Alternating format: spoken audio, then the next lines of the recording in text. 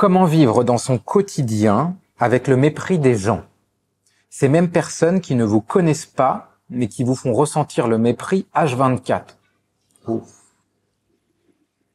Lucie qui nous envoie cette question. Comment vivre dans son quotidien? Ok. Alors, ces personnes qui ne te connaissent pas, mais que tu côtoies quand même, a priori. Mais si tu les connais pas, pourquoi tu donnes de l'importance à leur ressenti vis-à-vis de toi aussi? Je pense qu'elle veut dire que les personnes qui me connaissent pas intérieurement et qui me jugent,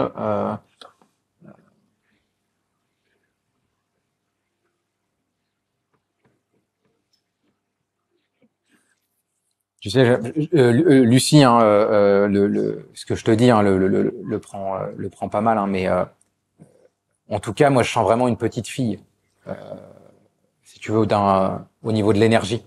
Je sens vraiment une petite fille, quoi. Donc c'est plutôt mignon. Il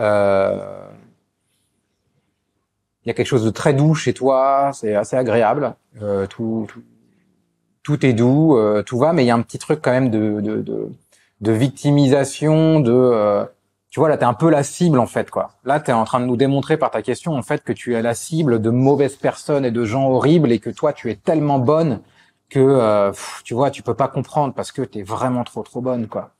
Et, euh, et tu vois, malgré ce petit côté petite fille et très doux que j'aime assez, en fait, t'as des crocs, quoi. Je veux dire, t'as des crocs. Mors si t'as besoin de mordre. C'est quoi ce truc de te laisser bouffer, en fait? Pourquoi tu te laisses bouffer si les gens, ils te méprisent?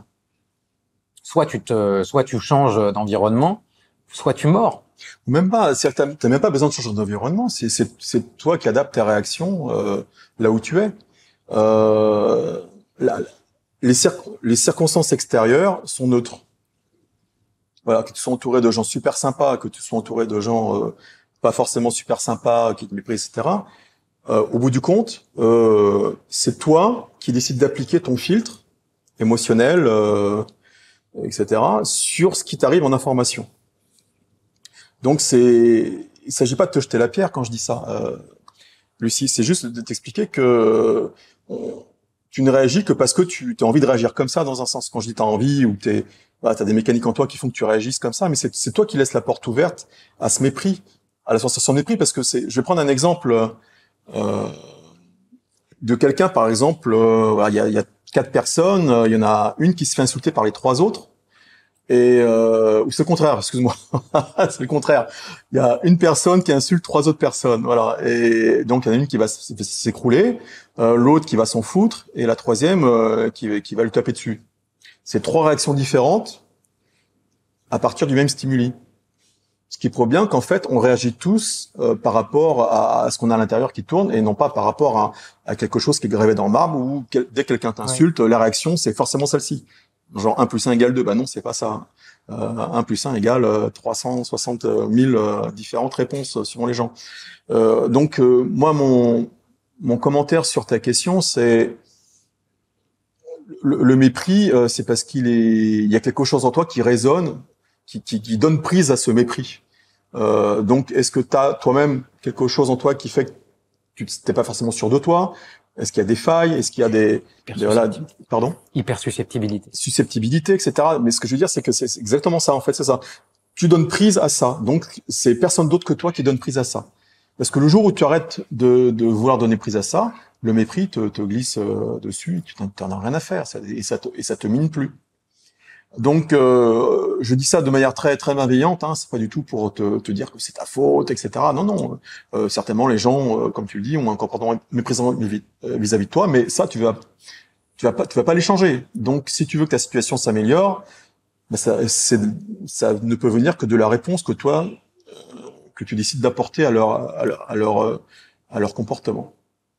Donc ça se travaille effectivement, accompagné ou seul, toujours pareil, mais ça se travaille. Et le jour où tu auras cerné le problème qui tourne en toi et que tu seras débarrassé de ça, il y aura plus de prise pour les autres et tu vivras tout à fait calmement et dans la paix, etc. Même si tu es entouré de sinistres imbéciles en permanence.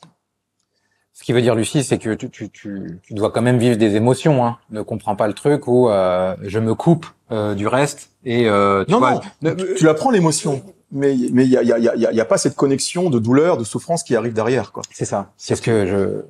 C'est effectivement, quand quelqu'un m'insulte, j'identifie que c'est une insulte et je dis pas que ça va me faire plaisir, mais par contre, ça va pas me retourner pour la journée.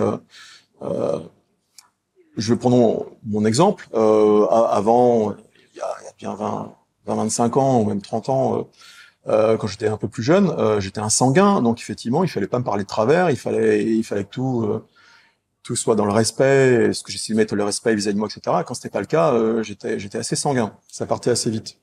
Euh, et quand quelqu'un me faisait une réflexion qui me plaisait pas, ça pouvait me travailler pendant une semaine, 2 semaines, et je restais là-dessus, rancunier, etc. Euh, Ça, je l'ai travaillé, et aujourd'hui, lorsque quelqu'un fait quelque chose qui me déplaît, je en général, ça dure 5-10 minutes. C'est-à-dire que je laisse la colère monter en moi, je la laisse s'exprimer, puis je passe à autre chose et c'est terminé. Ça glisse, ça s'ancre pas à l'intérieur. Voilà. Juste pour préciser par Ouais. rapport Moi, à ta Lucie, remarque. j'ai envie de te dire que je t'inviterais à renouer avec ton côté guerrière et je t'inviterais va vers des sports de combat, de la boxe ou tu vois en fait ce que je t'expliquais tout à l'heure par rapport à la petite fille. Va renouer avec ça en fait. Va renouer avec un côté guerrière parce que en fait, tu vois, dans le côté mépris, moi j'ai l'impression que les gens ils te marchent dessus. Mais alors tu vois, Stéphane, on a deux approches qui peuvent être sur un même sujet différentes. Moi, j'ai envie de te dire, va coller des pains à la rigueur, tu vois. Donc je sais pas si c'est très bon, mais en tout cas, tu vois, il y a quelque chose comme ça qui me dit, si tu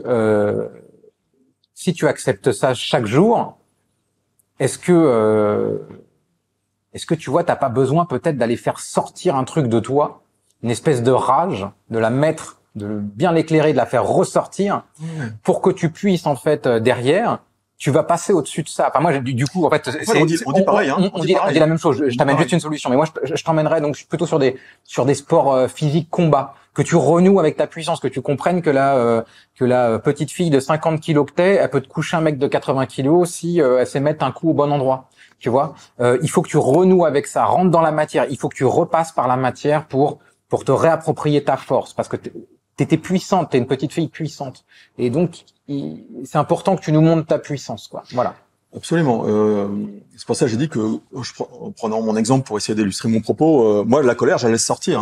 Hein. Quand quelque chose me plaît pas, j'allais sortir. Par contre, après, il y a pas, comment dire, ça imprègne Ça pas glisse. mon corps, ça C'est ça. glisse, c'est parti. C'est comme si t'allais aux C'est toilettes, si je puis dire, hein, Mm. pour parler vulgairement.